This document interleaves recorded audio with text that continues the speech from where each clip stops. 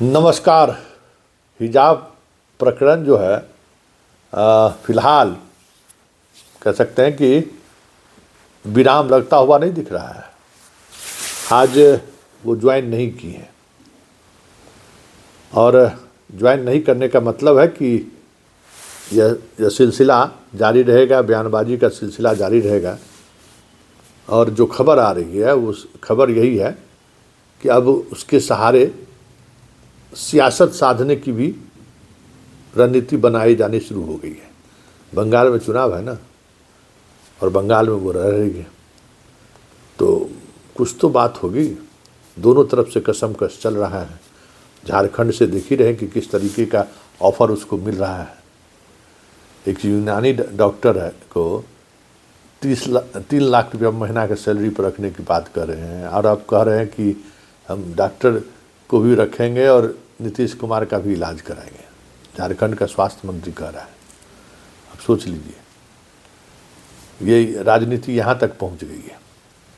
लेकिन जो खबर है कि 75 सीटों पर 27 वर्ष बाद आयुष डॉक्टरों की बहाली हुई है, जिसमें 12 लोग अभी तक ज्वाइन नहीं किए हैं। लेकिन जिस डॉक्टर के लेकर बवाल मचा हुआ है उसका एक फैक्ट ये भी है कि वो पीजी कर रही है, और तकनीकी तौर पर पीजी करते हुए वो अगर नौकरी ज्वाइन करती है तो उसकी पीजी पूरी नहीं होगी। वो छुट्टी कॉन्ट्रैक्ट पर है ना, वो उसको छुट्टी भी नहीं मिलेगा। इसलिए सिर्फ हिजाब तो दिखाने के लिए है। हिजाब एक मुद्दा बना है, लेकिन एजुकेशन के दृष्टिकोण से देखें तो इनको पीजी छोड़ना पड़ेगा बीच में। वैसे एक सवाल है, और गंभीर सवाल है, कि आजकल यूनानी पद्धति से कहाँ इलाज होते हुए हम देखते हैं आयुष डॉक्टरों में। आयुर्वेद या हेमोपैथिक, कोई दूसरा और कभी 2-4 हुआ है, आमने सामने हुआ है कभी किसी के साथ क्या? लेकिन अब बात दूर तलक चली गई है। विभाग इस विवाद को कमतर करने के लिए इनको पटना सदर में पोस्टिंग भी दे दी थी कि ठीक पटना में अब हैं तो पटना सदर में बगल में अस्पताल है, आके ड्यूटी भी करिए। विभाग ने इसके अलावा विभाग ने कई और तरह की छूट देने की बात की, जो खबरें आ रही हैं, लेकिन अंततः ये ज्वाइन करने नहीं आई है।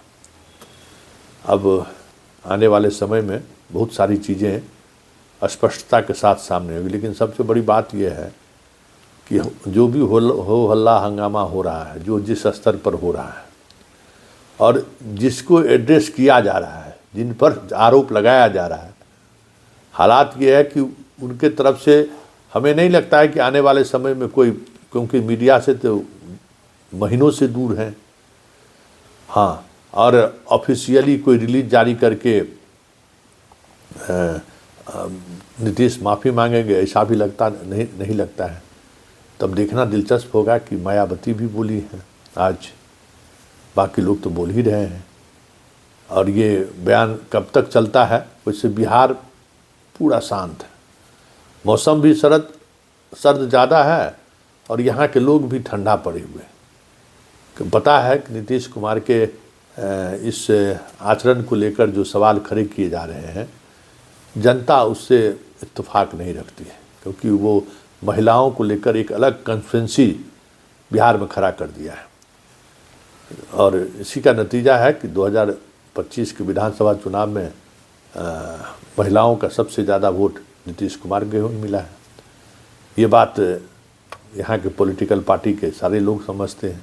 इसलिए नीतीश कुमार पर इस मुद्दे को लेकर हमला करने से लोग बच रहे हैं।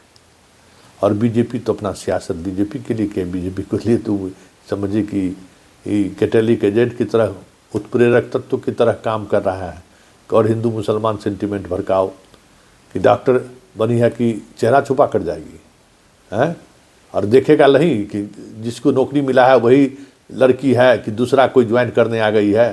तरह तरह की बात हो रहा है, तरह तरह के चीज़ें सामने आ रही हैं। लेकिन तमाम उन चीज़ों के बावजूद भी ये तो तय हो गया कि इस डॉक्टर की पोस्टिंग के बावजूद ज्वाइनिंग नहीं करना विवाद तो चलता रहेगा, भले उस विवाद का कोई प्रतिफल सामने आए चाहे नहीं आए, लेकिन सियासत चली है तो दूर तलक तो जाएगी ही ना।